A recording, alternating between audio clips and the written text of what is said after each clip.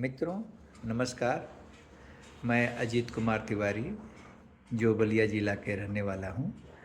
मैं एनटीपीसी में assistant manager से रिटायर्ड हो गया हूँ। लेकिन जब मैं अपना बचपन याद करता हूँ तो मैं किसी को सर्विस करते हुए देखता था, किसी के घर कोई आता था तो मुझे बहुत उत्सुकता होता है कैसे सर्विस कर रहे होंगे। क्योंकि हमारे पिताजी और चाचा जी एक किसान थे और वो लोग बराबर किसानी में ईमानदारी से अपना मेहनत करते थे। लेकिन मैं सोचता था कि कैसे सर्विस लगती है, कैसे लोग बाहर जाते हैं। मैं इसी उधड़-बुन में लगा रहता था और मैं भी पढ़ाई के साथ साथ इस विषय पर मैं सोचा करता था, लेकिन उतना परिपक्व नहीं था कि कैसे लगता। मैं सोचता था कि जिसके बाहर में लोग नौकरी करते हैं वही लोग नौकरी करते हैं, हमारे घर में तो कोई नौकरी नहीं करता है, तो मैं कैसे करूँगा। मैं पढ़ने में किसान परिवार में रहने के चलते थोड़ा गार्जियन का पढ़ाई पर ध्यान नहीं था, लेकिन मैं भी भैंस चराने, खेती में काम करने में खूब आनंद लेता था। इसी दरमियान में ऐसी घटना घटी कि शादी के मेरे मामा के घर शादी पड़ी बहन का, उसमें हमें जाना पड़ा। और नाना जी बहुत ही अच्छे विचारधारा के थे। उनका पंडित गरीबा तिवारी नाम था, भड़सर के रहने वाले थे। पढ़ाई पर सबसे ज़्यादा बच्चों पर ध्यान देते थे और सेल्फ वो पढ़ाते थे बच्चों को। क्लास 4 तक घर में ही पढ़ाते थे। मेरा टेस्ट हुआ कि अच्छा देखें। माँ ने बोली, पिताजी इनको, बाबूजी इनको भी देखिए क्या पढ़े हैं। मैं उस टेस्ट में पास नहीं हुआ। नाना जी बोले कि ये तो कुछ नहीं जानता है, केवल रटा रटायर जानता है। और वहीं से भाग्य ने मेरा करवट लिया और मेरे नाना जी बोले कि नहीं, मैं इसको अपने पास रखूँगा और पढ़ाऊँगा।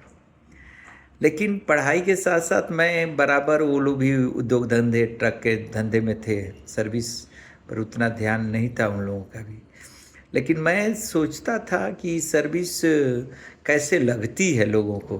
मेरे घर में तो कोई सर्विस में नहीं है, आर्थिक स्थिति भी मजबूत नहीं है जिसके चलते मैं सर्विस कर सकूं। तो मैं अपने, जब बड़ा हो गया तो मैं अपने दोस्तों से, मित्रों से, किसी से भी मैं कहता था कि यार कोई जगह हो तो आप हमें बताइएगा, जगह बताइएगा। और भगवान के आशीर्वाद से, भगवान यादव नाम है, उन्होंने मेरे को सूचना दिया कि आप आ जाइए शक्ति नगर में, थर्मल पावर में एक जॉब खाली है। मैं वहाँ पर गया, लेकिन वहाँ पर जाने के बाद मैं ऐसा लाइट देखा, प्रकाश देखा कि मेरा मन बिल्कुल उद्वेलित हो गया कि यार इसी में सर्विस करना है, कैसे करना है। मैं सब लोगों से पूछता था कैसे इसमें भर्ती होते हैं लोग। सब लोग स्कूटर से, साइकिल से, कार से ड्यूटी जा रहे हैं। मेरे मन में भी उत्सुकता है कि कैसे होता है। लोगों ने बताया डिप्लोमा चाहिए, आईटीआई चाहिए, इंजीनियरिंग चाहिए, वांट निकलता है, आप भी भरिए और आप पास करेंगे तो हो जाएंगे। मैंने रात दिन उसके ऊपर बराबर ध्यान लगा रहता था, सूचना पोर्ट पर जा कर के देखा करता था।